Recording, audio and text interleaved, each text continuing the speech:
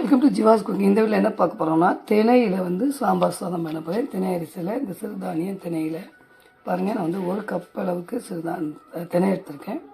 வந்து 1/2 கப் அளவுக்கு துவரம் பருப்பு எடுத்திருக்கேன். இந்த ரெண்டையும் நம்ம என்ன பண்ணணும் அப்படின்னா நல்லா தண்ணியில் விட்டு கழுவிட்டு ஒரு 1/2 மணி நேரம் நல்லா ஊற வைக்கணும். ஊற வச்சுட்டு அப்புறமா என்ன பண்ணலாம் அப்படிங்கிறத பார்க்க நல்லா கழுவிட்டு ஊற வைங்க. நல்லா ஊறட்டும். அதுக்கப்புறம் நம்ம என்ன பண்ணலான்னு பார்க்கலாம். இப்போ வந்து நமக்கு வந்து இது நல்லா ஊறிட்டு இப்போ வந்து நான் வந்து 1 தக்காளி, 1 உருளைக்கிழங்கு, 1 வெங்காயம், 1 கத்திரிக்காய் நான் இது மாதிரி தான் எடுத்திருக்கேன். நான் வந்து 2 பேருக்கு தான் செய்ய போகிறேன். நீங்கள் உங்கள் நிறைய காய்கறி போடணும்னா போட்டுக்கோங்க, நிறைய அளவை கூட்டிக்கோங்க, நிறைய பேருக்கு வந்து அளவை வந்து மாற்றிக்கோங்க. இப்போ இதை வந்து கட் பண்ணி எடுத்துக்கலாம். அதுக்கு முன்னாடி இதை வந்து நம்ம கழுவிட்டு இந்த பாத்திரத்தில் வச்சு அடுப்பில் பற்ற வச்சுக்கலாம். பாருங்கள், இப்போவும் காயெல்லாம் கட் பண்ணி வச்சு இப்போ இது கூட காயும் சேர்த்து வச்செல்லாம் போட்டுக்கலாம். மொத்தமாக நல்லா கொதித்து வேகட்டும். இப்போ பாருங்கள், நல்லா அப்படி கொதித்து வந்துட்டுருக்கும்போது நம்ம என்ன பண்ணிடணும் அப்படின்னா இது சாம்பார் பொடி,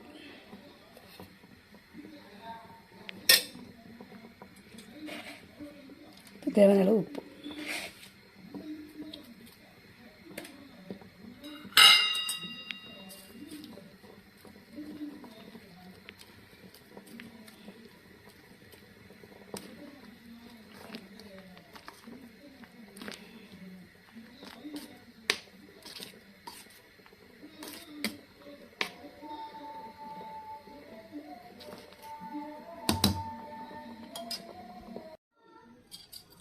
பாருங்கள். இப்போ வந்து நமக்கு சாம்பார் சாதம் ரெடி ஆகிட்டு இப்போ வந்து தாளித்து கொட்டிடலாம்.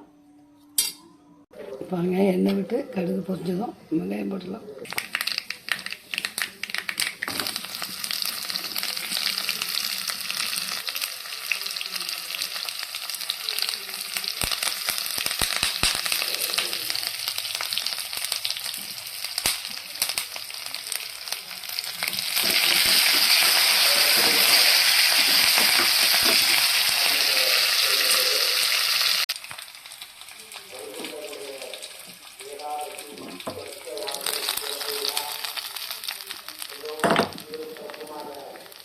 இப்போ வந்து கொஞ்சம் மல்லி இலையும் போட்டு வச்சிடலாம்.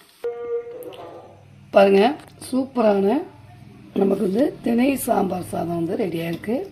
நீங்கள் இந்த மாதிரி செஞ்சு பாருங்கள், ரொம்ப டேஸ்ட்டாக இருக்கும். சுகர் பேஷண்ட்டுங்கெல்லாம் சாப்பிட்லாம். இப்போ ஈஸியாக செஞ்சிடலாம். இந்த வீடியோ பிடிச்சிருந்தால் லைக் பண்ணுங்கள், ஷேர் பண்ணுங்கள், கமெண்ட்ஸ் கொடுங்க. தேங்க்ஸ் ஃபார் வாட்சிங்.